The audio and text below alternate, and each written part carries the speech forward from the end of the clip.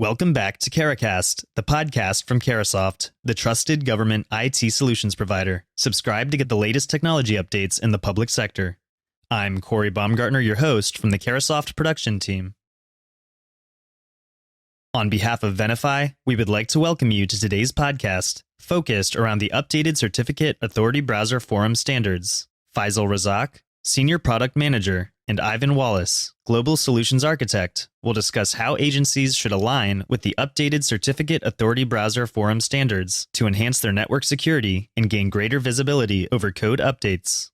I'm Ivan Wallace. I'm a Global Solutions Architect here at Venafi, focusing on all things code signing from the kind of field engagement perspective.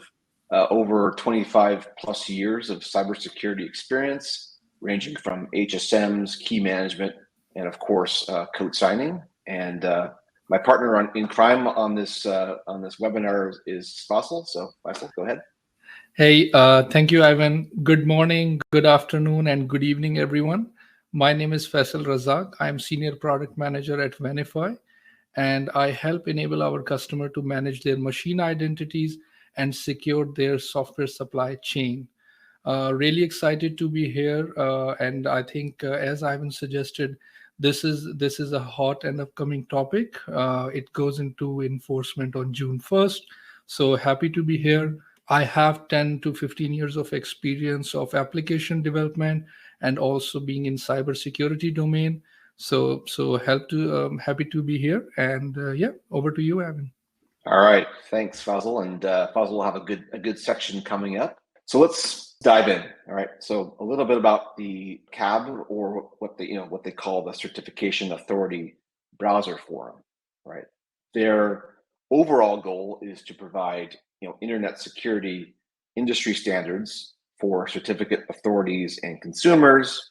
It's essentially a voluntary consortium made of about 55 certificate authorities. That includes, of course, the 11 certificate consumer vendors. As you can imagine, all of the major internet browsers and industry standard and audit bodies out there.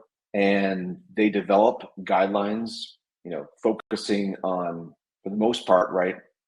Everyone's doing this these days, right? Everything's security in terms of web browser access.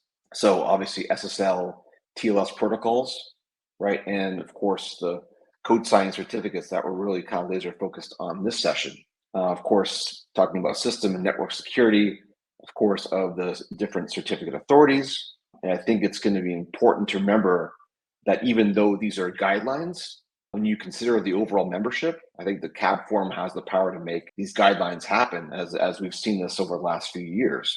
Before we get into the CAB forum changes, I think it'd be good to get a sense of how we got here and just why these changes, even if they can be a little disruptive, are so critical to security going forward. Like I said, this is a really neat timeline view of some of the major security events related to leaked or stolen keys, right? Or stolen and cloned code sign certificates, right? It's not, of course, all of them, but it's, I would say, a good number of them are focused around key compromise or leveraging these signing identities